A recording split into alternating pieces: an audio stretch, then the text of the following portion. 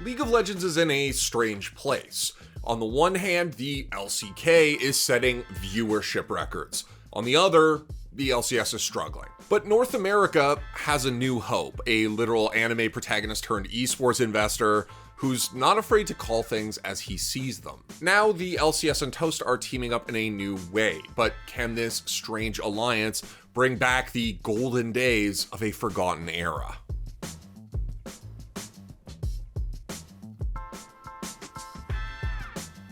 Listen, before we get into the video, let me tell you about another video that also has a protagonist who couldn't be stopped. Twists. It's part of our Into the Dark series presented by Kraken Rum, and it explores the sacrifices he made on his way to becoming a major champion. That video is already out, so please go check it out. The link is in the description. Cheers. So now, a decade out from the beginning of the Western League of Legends leagues, it seems like North America has settled into place, and that place is, unfortunately, the bottom. Maybe you'd argue, competitively, the region has been there for a while, but the viewership numbers are really starting to reflect this reality too. Now, with the LCS pulling in record low numbers for summer, it really does feel like something needs to change. It's natural to compare the situation to the LCK, where viewership continues to trend positively, but let's be honest, what happened in Korea with League of Legends isn't something that is likely to happen everywhere.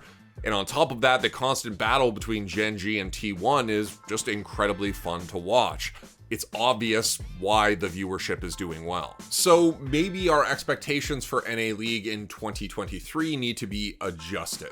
But whence cometh salvation? DisguisedToast came from Hearthstone, conquered TFT, joined Offline TV, and on top of that, has the highest known IQ because of his time in Among Us. That's about all the background that I can give you in this video, but feel free to check out our Into the Dark episode on DisguisedToast if you want to learn a little bit more about where he came from and his decision to become an esports team owner. And it's been that journey as an owner that's been, frankly, the most interesting and illustrative to me. I was always a fan of Toast, but seeing him enter this space, you know, first with Valorant and then more recently with the NACL team that he picked up in May, has been really cool. And it's been that more recent journey of becoming an esports team owner that I've found really interesting and illustrative.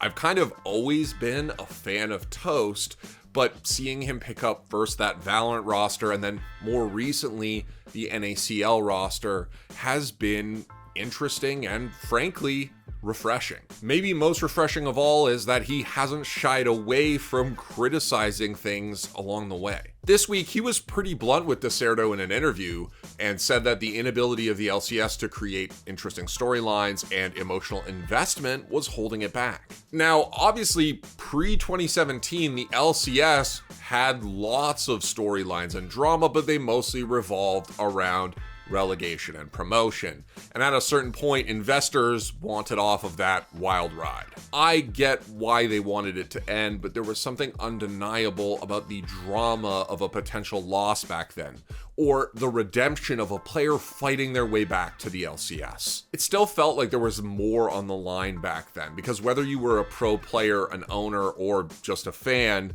success had to come first, and complete collapses had to be avoided at any cost. Back then, a team could also theoretically fight their way from being nobodies to the highest level of competition, so it had a sort of romantic allure as well. Your Friday night stack really could, theoretically, go all the way to the top, if only your coworker Eric could figure out how to use the push to talk button. Maybe you say, well, that's just nostalgia, Josh, and I'm willing to accept that part of it probably is. More than that, I think the LCS and Toast are too, because nostalgia figures into their plans quite prominently. First off though, I just want to say that I think Disguised's brief involvement so far in the NACL has been really positive.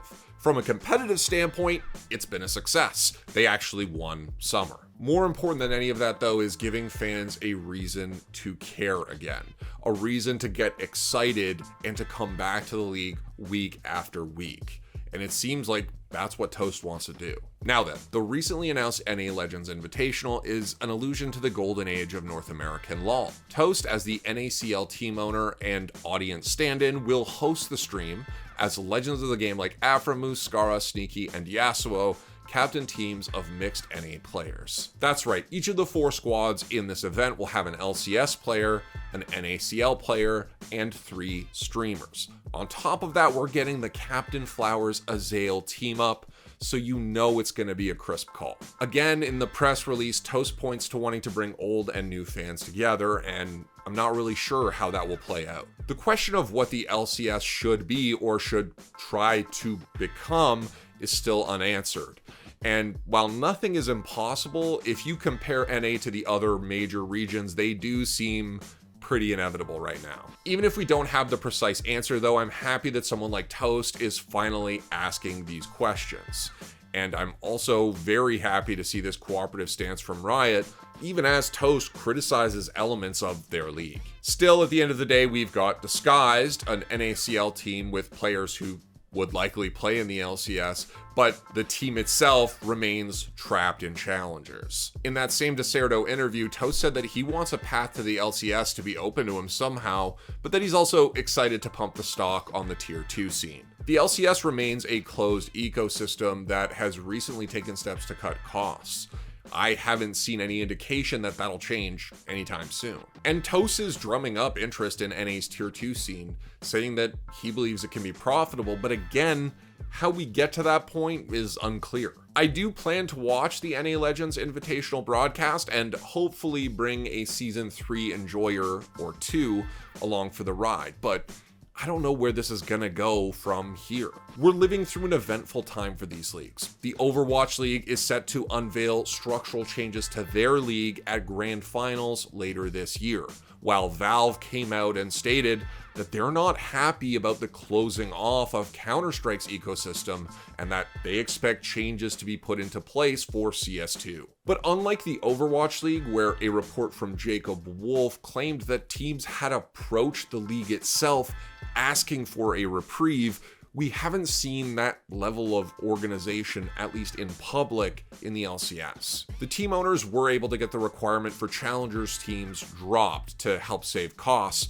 but as you may remember, that kicked off that whole labor dispute thing.